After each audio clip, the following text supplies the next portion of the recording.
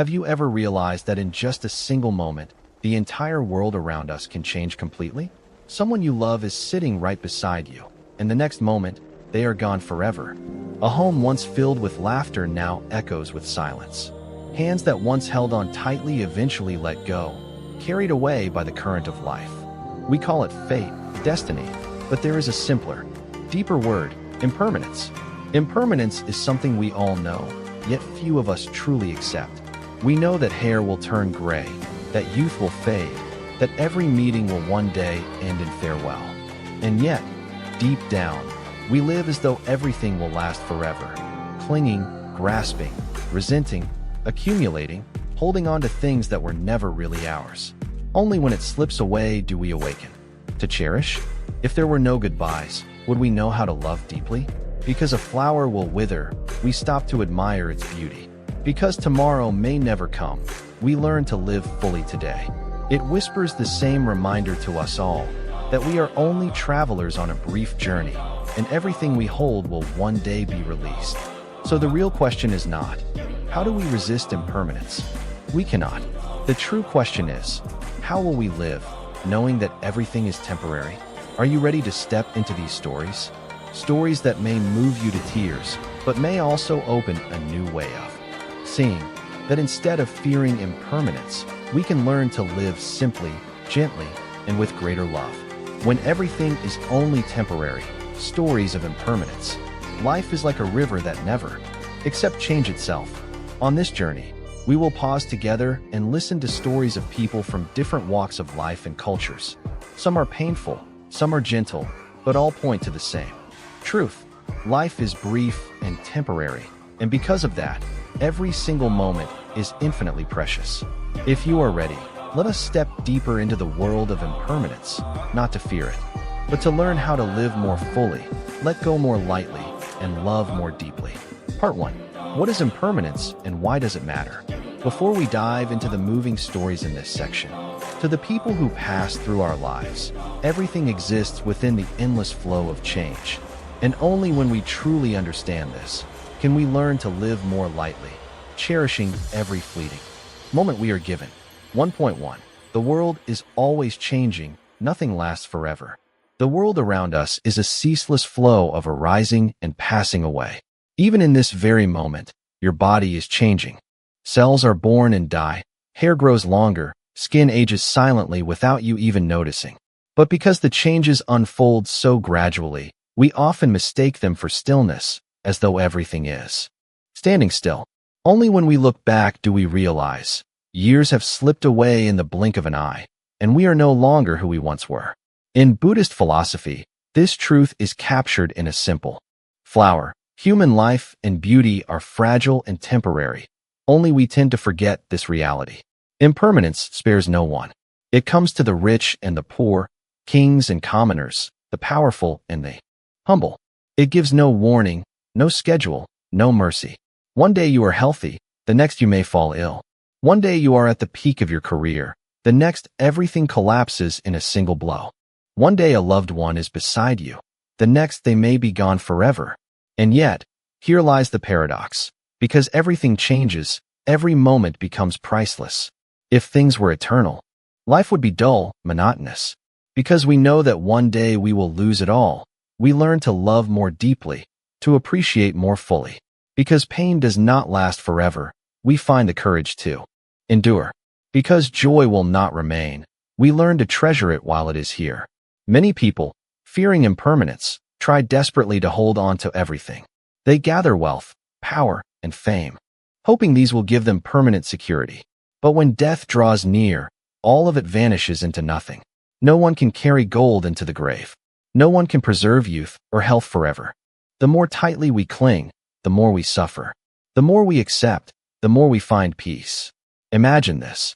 If today were truly your last day on earth, how would you live it? Would you still waste time in anger over small things? Would you still long for more possessions? Or would you spend every moment loving, thanking, smiling, and forgiving? The answer is obvious. Yet sadly, most of us only ask this question when it is already too late. To understand impermanence is not to live in fear, but to live more deeply. When we realize everything is temporary, we learn to let go of what is unnecessary, freeing ourselves from greed, resentment, and envy. We discover that true happiness lies in simplicity, because only with a light heart can we savor the beauty of each passing moment. In the next sections, we will explore real stories, slices of human life, showing how impermanence reveals itself in family, in love, in career and ambition, in sickness and death, in nature and in society. Each story will be a mirror, reflecting the fragility of human existence, while also pointing toward a more peaceful way of being. And as you listen to these stories, how might it come to me? And how can I prepare, not with fear, but with a smile of understanding? Impermanence is the greatest truth of life. To see it is to awaken from illusions. To accept it is to. Things are permanent is the very source of human suffering. Because of that misunderstanding, we hold tightly to our possessions, our relationships, our status, and even to the image we create of ourselves. But reality always unfolds in its own way. Wealth may vanish overnight, beauty fades with time, loved ones pass away, and health can crumble without warning. No matter how much we resist, impermanence shows us that all phenomena are unstable. Suffering arises when we cling to what cannot last, and when we look deeply, we realize that even the self we hold so dear is also a. Some couples grow stronger together, while others drift apart. Even in enduring love, the emotions are not static. They evolve from youthful passion to companionship, from excitement to quiet care. To cling to the illusion that love must always remain in its initial form only brings disappointment. To accept its changing nature, however, allows us to appreciate the beauty of every stage of empires, corporations, and great leaders who rose to prominence only to eventually fade into obscurity. A career, like everything else, is temporary. Recognizing this truth helps us work with truth. Many people resist it because they fear loss. But when understood deeply, impermanence becomes a source of peace and wisdom. If pain is impermanent, then suffering will not last forever. If joy is impermanent, then we should savor it fully while it is here. If life is impermanent, then every day we live is precious beyond measure. Impermanence is both the reason why we cry and the reason why we cherish. Imagine holding a cup of tea in your hand. If you believe the cup will last forever, you will be devastated when it breaks. But if you are aware of its fragility from the start, you will use it with care, and when it eventually shatters, you will accept it with calm. In the same way, when we see the impermanence of everything we love, we do not love less, we love more deeply, because we know each moment is a fleeting gift. Understanding impermanence does not mean we give up on life or withdraw from the world. Rather, it teaches us to live more fully, with clarity and compassion. It helps us distinguish between what truly matters and what is only a passing distraction. Instead of wasting energy chasing after endless desires, we learn to focus on kindness, mindfulness, and presence. Buddhism teaches that liberation begins with seeing things as they are. When we see impermanence clearly, we loosen our grip on attachment. We begin to let go of resentment, greed, and pride. We learn to flow with life instead of fighting against it. We discover the freedom that comes from living lightly, without needing to possess, control, or dominate. And so, impermanence is not only a truth to be accepted, but also a guide for how to live. In every smile, every embrace, every act of kindness, there lies a reminder. This, too, will pass. And because it will pass, it is infinitely precious. To live with the awareness of impermanence is to live awake, not asleep in illusions. It is to transform fear into gratitude and clinging into love. This is the heart of impermanence in Buddhist philosophy and in our daily lives, a truth that at first unsettles us, but eventually liberates us. For when we embrace impermanence, we begin to see life not as a possession to be held, but as a miracle to be experienced moment by moment. 1.3. One day we suddenly realize everything has already changed. In a small riverside village, in the Italian countryside, there was a family living in an old stone house with red-tiled roofs covered in green moss. That house had stood for generations, holding countless memories, from the cries of a newborn child to warm family dinners under the glow of the setting sun. Right in front of the yard, an ancient olive tree had been rooted there for over 100 years, its branches spreading wide to cast shade every summer. A boy named Marco was born and raised in that very house. As a child, Marco often played under the olive tree, picking the ripe fruits that fell to the ground, while listening to his father tell stories of his own childhood. To Marco, his father always seemed strong, with thick black hair and steady hands. His mother was gentle, her kind smile always shining as she watched her son run around the yard. Life back then felt eternal, as though time itself had stopped in that peaceful scene. Yet the years slipped by silently. Marco grew taller. His once small legs became long and sturdy. His clear boyish voice turned into the deeper tone of a young man. The games beneath the olive tree gave way to dreams of the big city, of education, and of the future ahead. Marco didn't notice that while he was changing each day, his parents were changing too, but in another way. His father's once dark hair began to glisten with strands of silver. His father with wooden planks. The olive tree still stood in the yard, but several branches had snapped, its trunk covered in moss. Marco was stunned. His childhood home was no longer the same as the one frozen in his memory. And then, when his parents stepped out to greet him, Marco fell silent. His once proud father now walked with a bent back, his step slow, his hair completely white. His mother's gentle smile was still there, but her eyes had grown cloudy, needing glasses to see her son clearly. In that moment, Marco felt a deep stirring in his heart. Time spares no one. Not even those we once thought would remain unchanged forever. That evening at dinner, Marco watched his father place a piece of meat on his plate, his hands trembling but still trying to appear steady. He listened to his mother repeat an old story, one she had told many times before, as though she was afraid of forgetting it. Marco realized that life was a river that never stopped flowing. His own growth meant that his parents were growing older, his childhood home was wearing down, and even the olive tree was nearing its final seasons. The story of Marco and the little stone house is not only the story of one Italian family, it is also the story of all of us, wherever we may be. Because in every corner of life, from the wrinkles on our parents' faces to the cracks in the walls of our homes, to the changing colors of leaves on the trees, everything is quietly whispering the same truth. Nothing lasts forever. We often chase after big goals, dreaming of a brighter future. Yet we forget that right here, in the present, everything around us is changing each day. Children grow up, parents grow old, houses wear down, even love and feelings shift over time. And then, one day, when we look back, we are startled to realize how many precious things have already slipped away. If we understood sooner that everything is impermanent, perhaps we would look more closely at our parents' faces, cherish a simple family meal a little more, hold on to laughter and voices a little longer. Because someday, the things we take for granted will exist only in memory. And memory, like everything else in life, is but a fragile fragment before the endless flow of time. And so, from a simple everyday story, we are led closer to one of life's eternal truths. But impermanence spares no one, not even the bonds we hold most sacred. There are moments of loss that carve deep scars into the heart, forcing us to face the truth that everything is fleeting, and that every moment together is a gift that will never come again. 2.1. The small hand that slipped away when a mother learns the harshest lesson about life's fragility. In a small seaside town in southern France lived a woman named Isabelle. She was born into an ordinary family, and as she grew older, Isabelle chose a simple life with her husband and their little daughter, Amélie. Their home stood near an old lighthouse, where every evening its revolving beams swept across the misty air, as if reminding sailors and wanderers of the path through darkness. Isabelle once believed.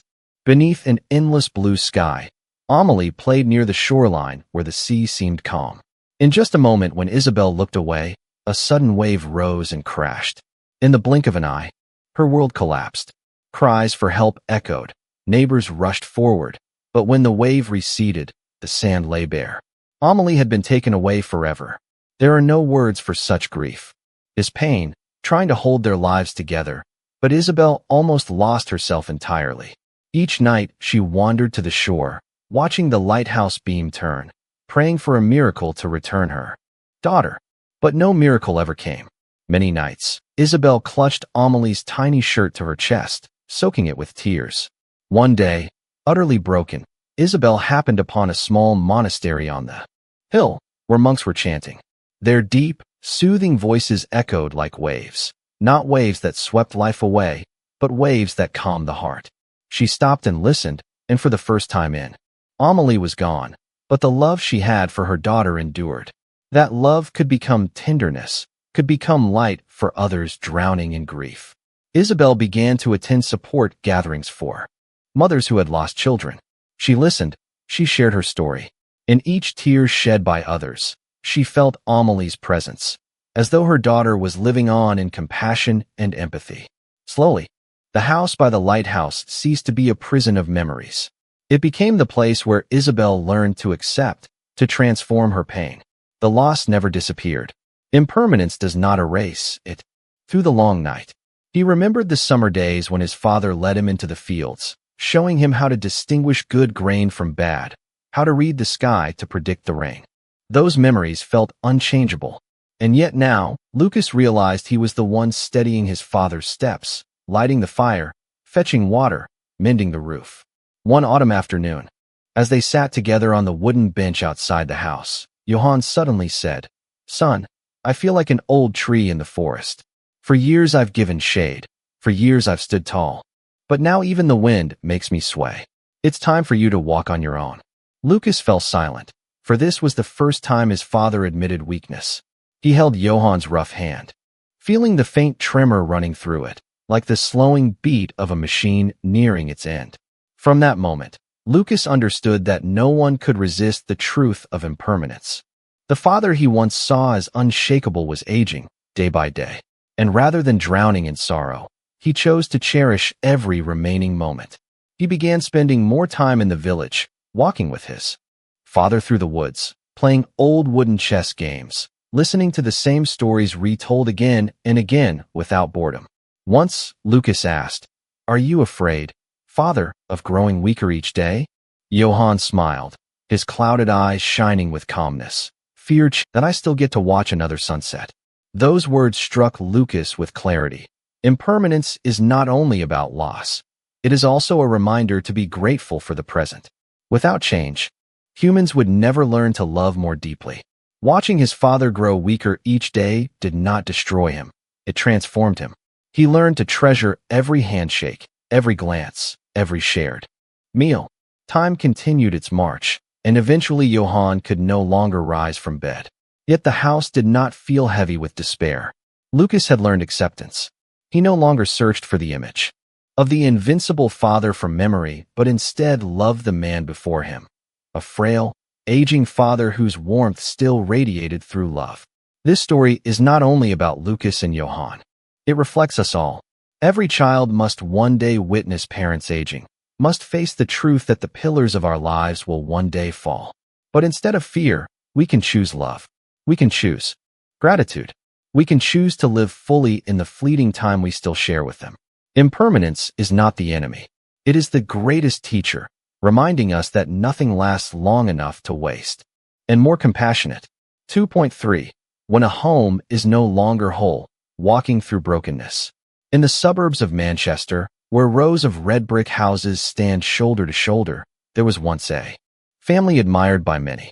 Thomas and Elizabeth, a couple who had married young, built their home from scratch, endured the hardships of their early years, and lovingly raised two children, Anna and William. To their neighbors, this family seemed like a picture of stability. Warm birthday parties, summer trips, laughter echoing from the little garden behind the house. Yet, as with everything when she found a picture of the whole family smiling brightly in front of Big Ben, William, sitting beside her, quietly said, "Sis, maybe we have to accept that nothing lasts forever. But at least, we once had those days." His innocent words left Anna speechless. As time passed, the sharp pain began to soften. Anna realized that although her parents were no longer together, the love they had for their children had not diminished. Elizabeth still texted every morning, reminding her to dress warmly. Thomas still spent hours patiently helping William practice guitar. The family was no longer whole, but within the brokenness, pieces of love remained intact. One Christmas, Anna was surprised to see Elizabeth and Thomas sitting together in the old house, speaking calmly. Children, Anna suddenly realized that happiness does not always mean wholeness. Sometimes it is simply the genuine presence of loved ones in a fleeting moment. The breaking apart of a family is not only loss, it is also a reminder of impermanence. Love, however beautiful, can change. What we once believed eternal may, in truth, only be a chapter in the stream of life. But if we learn to accept, rather than resist, we can find peace even in the midst of brokenness. Later, Anna wrote in her journal, "My family is no longer the same, but I am grateful for the childhood I had. Grateful that my parents are still here, and grateful that I've learned love never disappears, it only changes form." The story of this family stands as proof of the truth the Buddha taught. Everything changes, nothing is lasting. Yet, within impermanence lies the chance to learn how to love more deeply, to grow wiser, and to cultivate gratitude.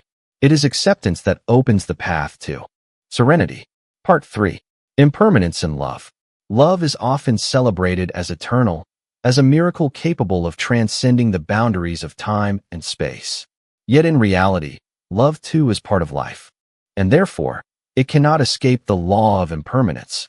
Even the most beautiful romances, those that seem unshakable, may one day fade, leaving behind silent voids in the hearts of those involved. And yet, it is precisely this fragility that opens the door for us to learn acceptance, to grow, and to discover another meaning of love, one that rises above possession.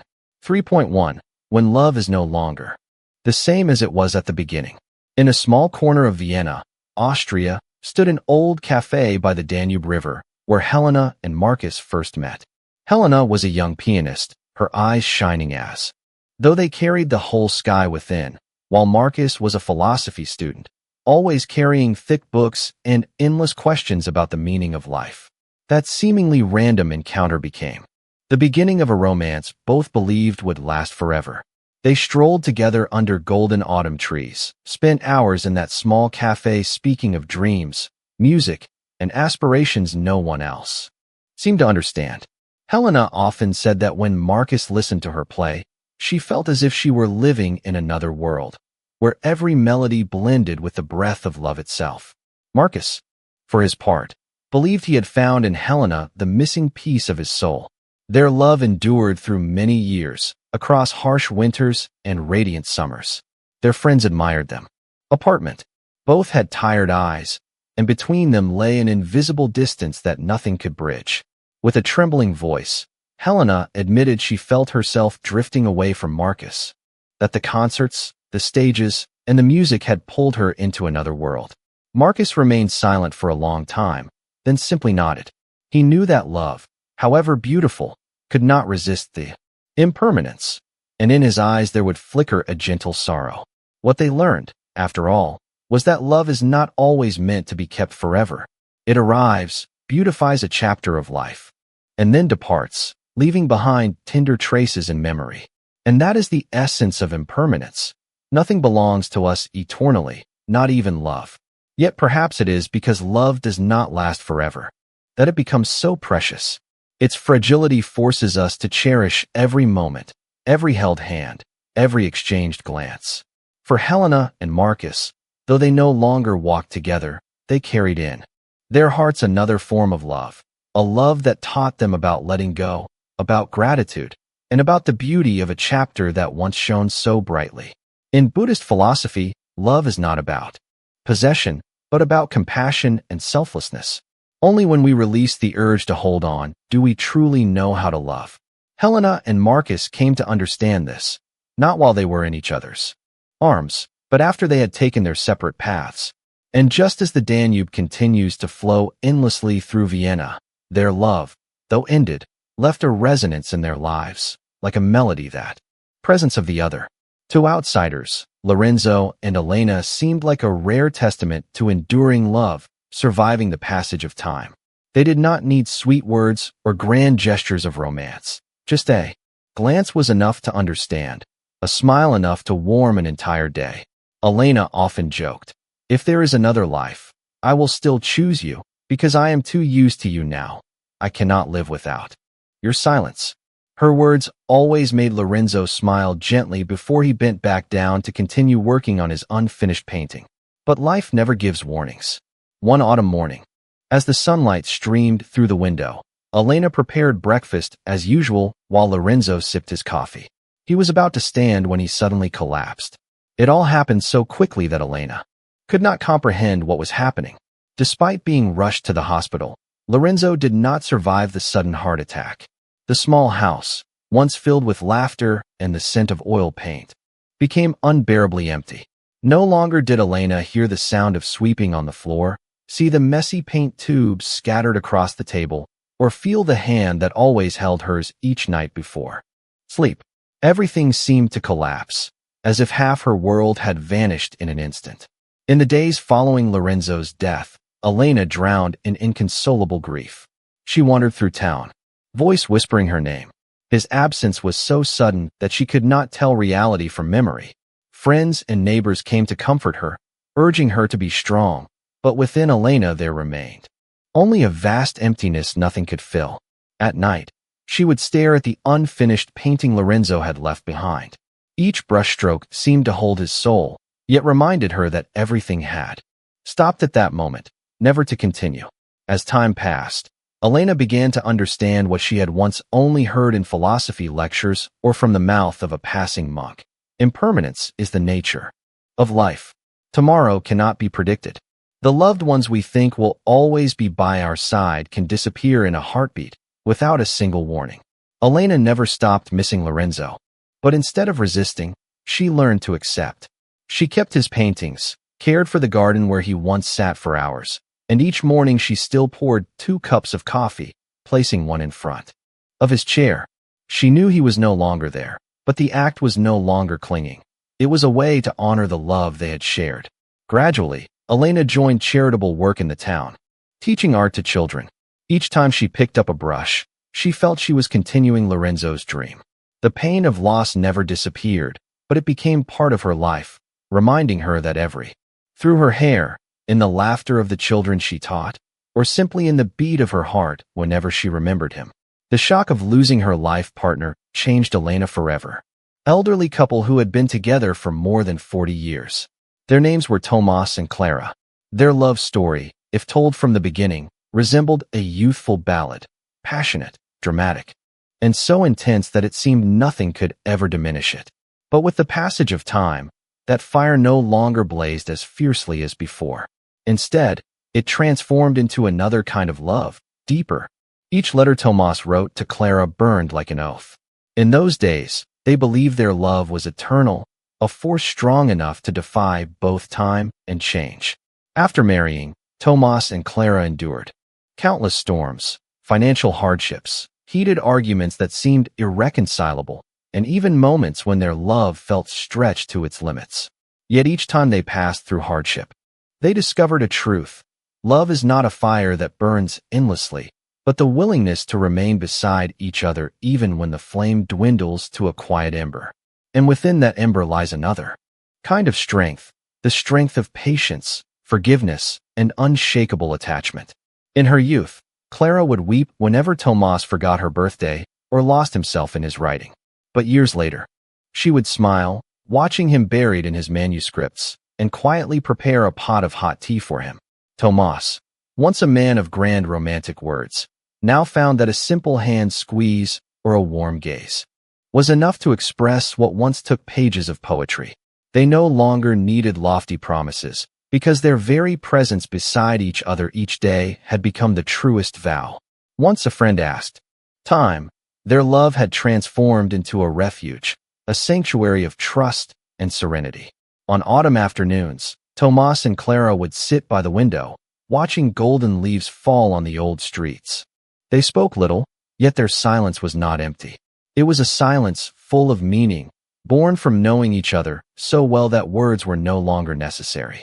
In the twilight glow, Tomas would sometimes reach out and take her hand, and both would smile.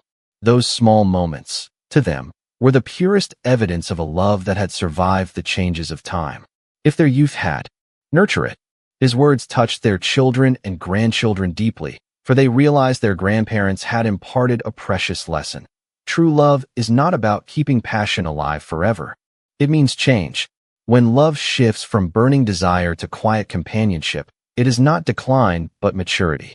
Like a river, rushing in its youth, then flowing calmly as it ages, the water remains the same, only its form changes. And it is precisely this change that gives love its true value. For Tomas and Clara, love was no longer desperate embraces in the rain or vows etched into stone. Very end of the road, when hair turns white, when steps grow slow, but when hearts still beat in unison. In the final winter of that year, as snow blanketed Prague's red rooftops, Tomas held Clara's hand, gazed into eyes marked by time, and whispered, "I am no longer young enough to love you as I once did, but I am old enough to love you in the deepest way." Clara, with a gentle smile, simply nodded. In that moment, they both knew their love had become light, a light that would remain, even after they had both departed from this world. Part 4. Impermanence in Death and Illness. Death. Wisdom, to see life more clearly and to rediscover the meaning of every breath. 4.1. From the peak of health to the depths of illness, a single day that changed everything. In the bustling city of Central Park, business trips across the globe, glamorous parties with friends and colleagues. Michael prided himself on his health, regular workouts, careful diet, weekend marathons. For him, illness was something that happened to other people, never to a body as disciplined and full of energy as his. One April morning, after finishing a long run around the park, Michael felt unusually. He entered the doctor's office with his usual confidence, expecting only advice about rest and nutrition. But the results struck like a cold blade straight to the heart, late-stage pancreatic cancer. In that moment, Michael's world collapsed. The sounds in the room grew distant, the light unbearably sharp. Just days earlier, he had been discussing plans to expand his company into Asia. His brow, keeping vigil at his bedside. Through her presence, Michael began to change. No longer obsessed with emails, contracts, or stock prices, he started to notice small, precious things. The soft light of morning slipping through the window, his children's laughter, the fragrance of magnolia blossoms Julia, placed by his bed. One day, while being helped by a nurse, Michael suddenly asked, "Why me? I lived healthy, worked hard, never hurt anyone. Why this illness?" The nurse, an older Asian woman who had studied Buddhist teachings, gently replied, "Illness chooses no one. It only reminds us that the body is not permanent, but you can still choose how to live the days you have left, with fear or with peace." Her words rang like a bell in Michael's heart. He began reading about meditation, impermanence, and joined mindfulness sessions at a nearby center. At first his mind was restless, but gradually, in each conscious breath, he found a strange calm. He realized, life is not measured in years lived, but in the awareness carried within each moment. Michael started keeping journals for his children, sharing the lessons he had come to see. He wrote, "I once believed success meant money and recognition. But facing death, I understand now. True success is living so that your heart is at peace. If you can do that, I will be happy." As his health declined, Michael asked for a small gathering with family and close friends. Not the extravagant parties of the past, but a simple evening with candles, soft music, and shared memories. Looking into the familiar faces, listening to their laughter, he felt a deep serenity. Months later, Michael passed away in Julia's arms at dawn. His final words were, "I see now. Impermanence isn't frightening. It is simply the doorway back to ourselves."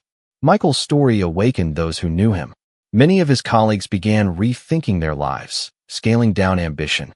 Imagine, he was a renowned fashion photographer, owning his own studio, collaborating with luxury brands, and being invited to fashion weeks in Milan, New York, and Tokyo. His life revolved around spotlights, glamorous parties, and endless flights across the globe. Antoine had a ritual. Late at night, after work, he would ride his Ducati motorcycle along the Seine. It was his way of tasting freedom, of escaping the flashing cameras and the endless contracts. With the cold wind striking his face and the golden lights of the city shimmering on the water, he felt immortal. But one October night, everything changed. On his familiar route, a taxi driver ran a red light. There was a deafening screech of brakes, and then darkness. When Antoine opened his eyes, streets of Paris now struggled just to stand with crutches. Looking at his unfamiliar reflection in the mirror, he saw a stranger.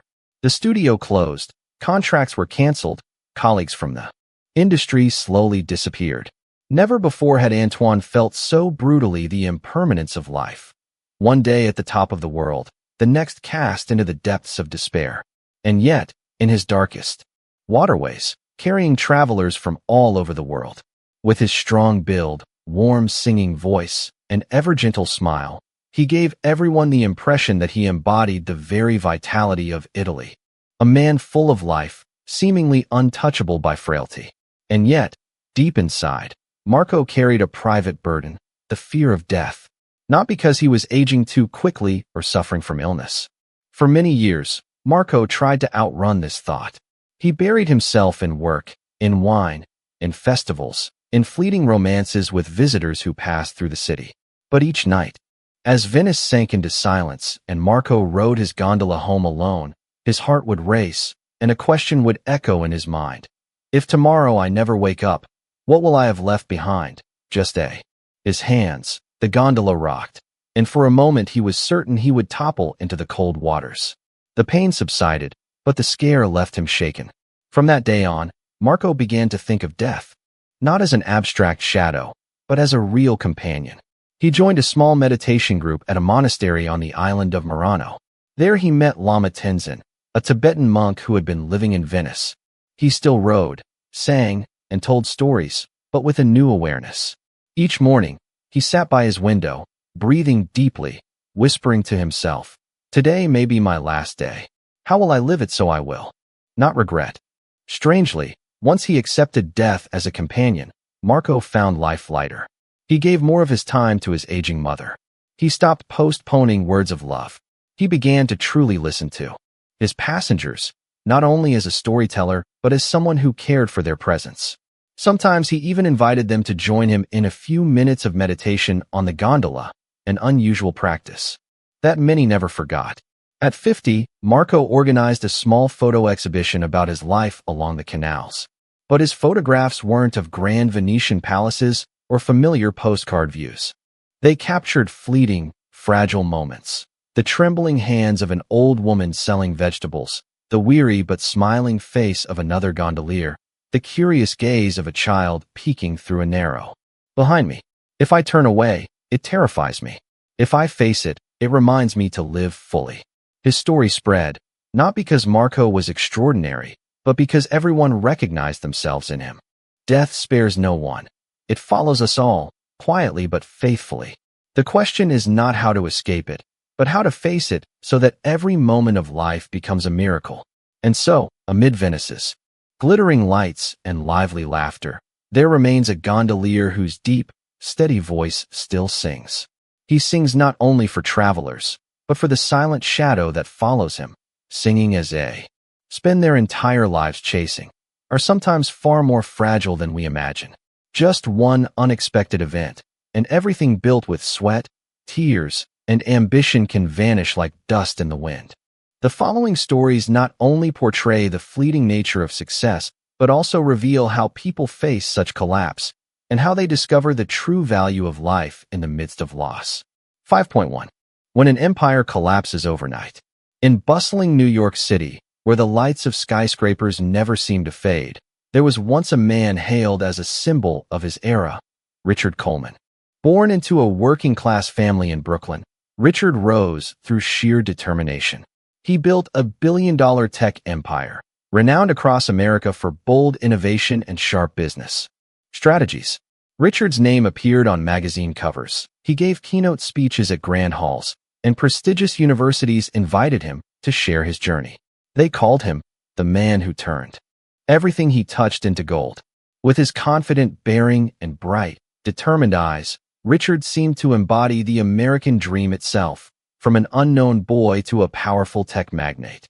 But while Richard was busy with deals, board meetings, and global partnerships, he failed to notice that the empire he built carried within it the seed of fragility. Success had convinced him that it would last forever. He ignored small warnings, subtle market shifts, and quiet fractures within his company. Then came the blow no one expected. A flagship product of his corporation was found to have a critical security flaw. The news spread like wildfire, sparking outrage among users. Within weeks, the company's stock plummeted, investors fled, and the media unleashed waves of criticism. Applause. Now, he left quietly, unnoticed, alone. He moved into a modest rental apartment in the suburbs.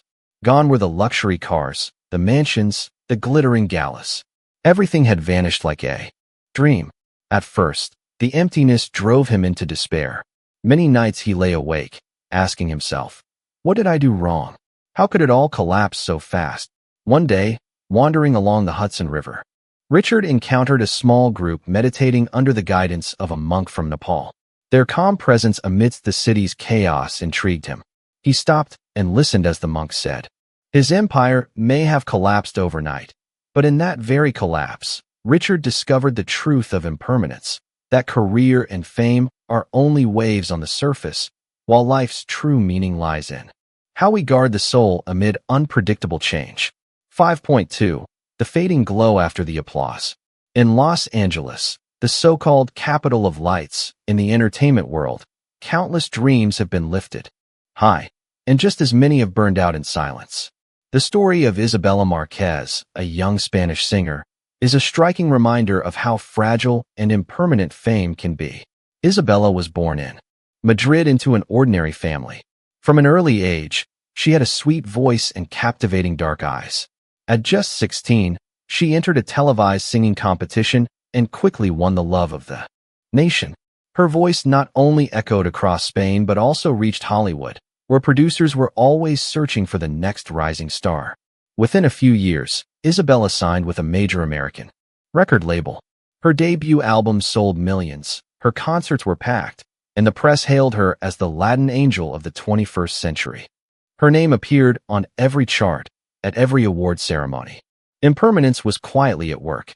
Music trends shifted quickly, audiences' tastes changed with every season. When a fresher, trendier face appeared, Isabella's name began to fade. Her songs stopped topping the charts, her shows grew smaller, and the spotlight no longer followed her. The most painful part for Isabella was not losing the lucrative contracts, but the cold indifference of the crowd. The same people who once screamed her name now chased after new idols. On social media, the praise disappeared, replaced by a chilling silence.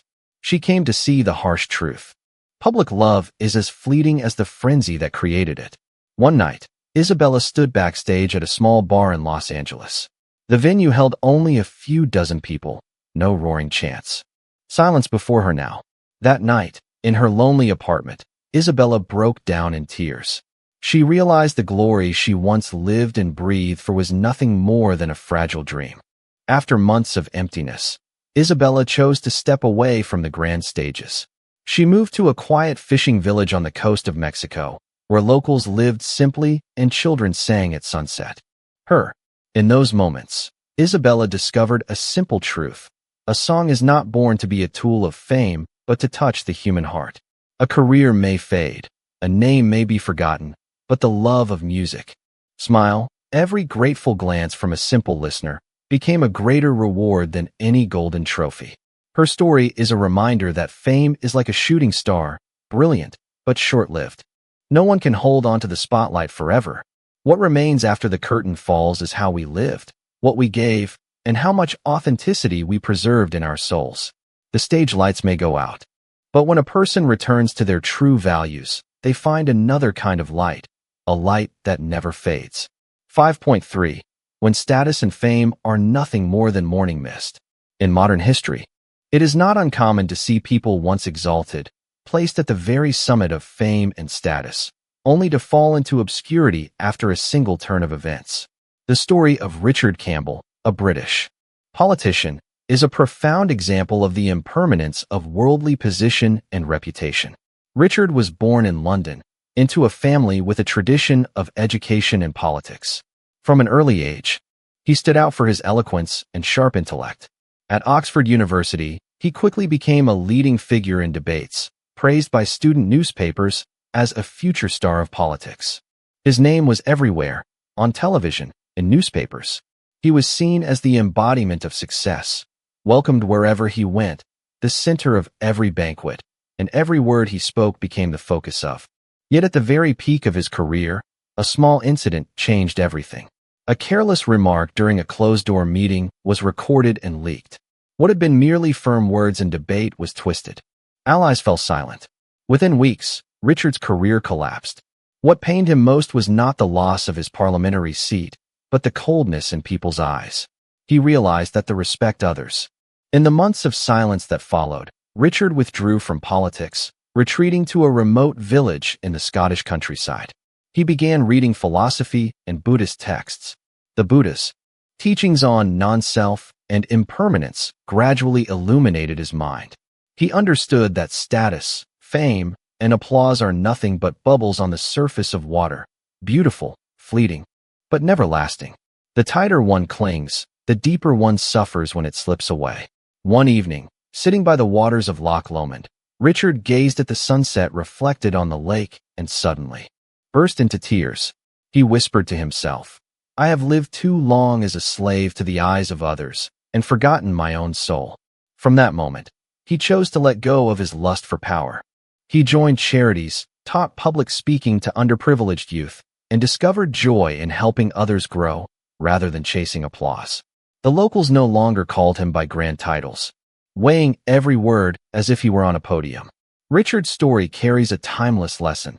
Status and fame, no matter how radiant, are like morning mist, shimmering, beautiful, but bound to dissolve.